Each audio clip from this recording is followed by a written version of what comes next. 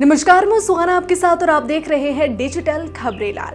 पहले के जमाने में कबूतर ही डाकिया हुआ करते थे। मतलब ये कि संदेश या पत्र यानी कि चिट्ठी को कबूतर ही एक दूसरे तक पहुंचवाया करते थे। लेकिन क्या आपके जहन में ये सवाल कभी उठा है कि आखिर कबूतर ही क्यों कोई और पक्षी नहीं? तो आपको बता दें कि इसके पीछे भी एक वैज्ञानिक कारण है। क्या है वो कारण, देखिए इस रिपोर्ट में। आपने कई फिल्मों में लोगों को कबूतर के जरिए चिट्ठी भेजते देखा होगा।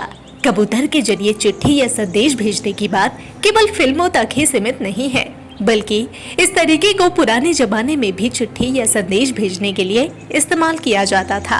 अब तो चिट्ठियों और संदेशों के स्थान पर मैसेज और कॉल से अपनी बात दूसरों तक आसानी से पहुंचवा दी जाती है और कबूतर के स्थान पर अब स्मार्टफोन्स ये काम कर रहे हैं।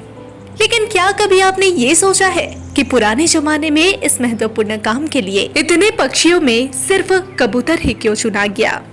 असल में कबूतर में एक खास किस्म की खूबी होती है। इसी खूबी के कारण कबूतर विरासतों को अच्छे से याद रखता है और रास्तों को कभी भूलता नहीं। यह एक वैज्ञानिक कारण माना जाता है और इसके बारे में बहुत ज्यादा लोगों को जानकारी भी नहीं है। असल में कबूतर कोई भी रास्ता कभी भूलता नहीं है, चाहे कबूतर उस रास्ते पर केवल एक बार ही क्यों न गया हो। कबूतर कभी रास्ता इसलिए नहीं भूलता क्योंकि उसकी बॉडी में एक खास प्रकार का सिस्टम होता है जो जीपीएस की तरह काम करता है। इसी जीपीएस सिस्टम के होने की वजह से कबूतर कभी भी रास्ता नहीं भूलता, जबकि वह मैग्नेटो रिसेप्शन कौशल का इस्तेमाल नया रास्ता ढूंढने के लिए करता है। तो जैसा कि आपने इस रिपोर्ट में देखा कि कबूतर में एक खूबी पाई जाती है कि वे कभी दिशा नहीं भूलते, कभी भी रास्ता नहीं भटकते।